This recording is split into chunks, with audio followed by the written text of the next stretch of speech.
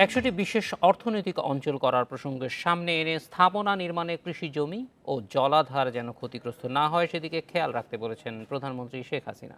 পাশাপাশি প্রকৌশলীদের গবেষণা ও উদ্ভাবনে জোর দেওয়ার পরামর্শ দেন তিনি। বিকেলে ইঞ্জিনিয়ার্স ইনস্টিটিউশনে আইইবির জাতীয় সম্মেলনে এসব কথা বলেন সরকার প্রধান। পদ্মা সেতু, Karnaphuli tunnel, metro rail, Rooppur পারমাণবিক বিদ্যুৎ কেন্দ্র সহ সরকারের মেগা প্রকল্পে বিদেশিদের সঙ্গে কাজ করছেন দেশের প্রকৌশলীরাও। আওয়ামী লীগের নির্বাচনী ইশতেহারের ২১ অঙ্গীকারের ১২টি এবং আগামী ৫ বছরে ৩৩টি কর্মপরিকল্পনার ১৬টি বাস্তবায়ন করবেন দেশের প্রকৌশলীরা। এসব বিষয় বিবেচনায় রেখেই প্রকৌশলীদের ৫৯তম জাতীয় সম্মেলনে যোগ দেন প্রধানমন্ত্রী।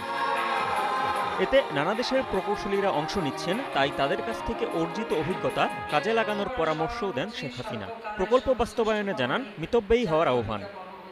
আমরা আমাদের খুব মিতব্যয়ী হয়ে স্বল্প খরচে সর্বোচ্চ উন্নতি দেশের জন্য করতে পারি, সে কথাটাই আমাদের সবসময় চিন্তা করতে হবে।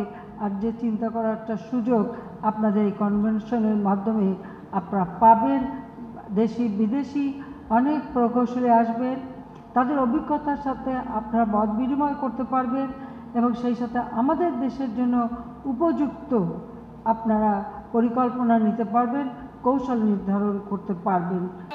প্রকল্পে জলাধার রাখার নির্দেশনা দিয়ে নতুন প্রযুক্তি উদ্ভাবনে মনোযোগী হওয়ার পরামর্শও দেন সরকার প্রধান। যে কোনো একটা বিল্ডিং করতে গেলেই যেখানে পুকুর আছে সেই জায়গাটাই আগে বেছে নেওয়া হয়, কিন্তু আগুন লাগলে পানি পাওয়া যায় না।